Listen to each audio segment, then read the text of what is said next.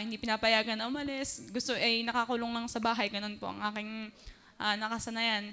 Kaya po ako ay nagpapasalamat sa Panginoon na nakapunta sa iba't ibang lugar, naranasan ng mga ganito mong bagay kasi na hindi lang basta nakakapunta doon na wala lang, kundi nakapag-link na naglilingkod sa Panginoon. Yun po ang pinakamaganda doon. At ako po ay nagpapasalamat din sa nakapag-aral nga po sa paaralang pambiblia. Tunay po na malaking katulungan po yun sa akin. At upang nang sa ganun po ay lumago pa bilang isang Kristiyano po.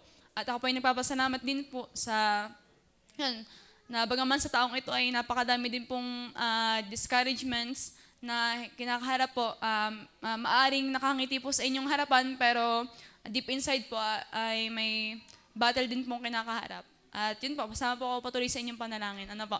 At ako po ay nagpapasalamat din po sa buhay po ng pastor, tatay pastor po. Tunay po siya ay biyaya sa akin mismo po. At salamat sa Panginoon na ako ay dinala dito sa JEBC. Ano po, sa God is Able Baptist Church, nakalaya sa maling paniniwala po. At salamat din po sa buhay niyo pong lahat, kayo po ay biyaya sa akin. At ano ba? Salamat din po na sa mga puntong ako po ay discouraged din, ay kapag ako po ay discouraged ay nagagawa ko pa din pong mang-encourage sa mga kapatiran. Kumbaga yung mga naranasan ko ay kumbaga ay nakwento ko na lang sa kanila, kumbaga ay nagbibigay ng paalala, ganun po. Ako po ay nagpapasalamat sa Panginoon na sa Kanya pong patuloy na katapatan po sa aking buhay, at salamat na noon pa man ay isang kabataan na ano po, kumbaga po yung pinili niyang pagpahayag ng kanyang pag-ibig. At ako po ay nagpapasalamat din sa ano ba? Yun po, sa buhay po ng bawat isa din, kayo po ay pagpapala sa akin at encouragement din nga po na wala pong dahilan tayo para hindi magpatuloy.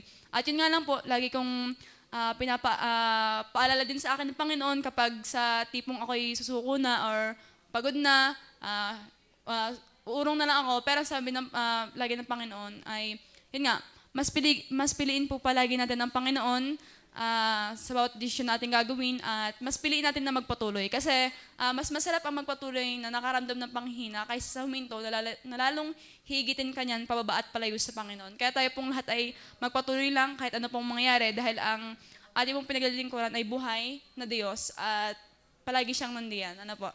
Yun lang po.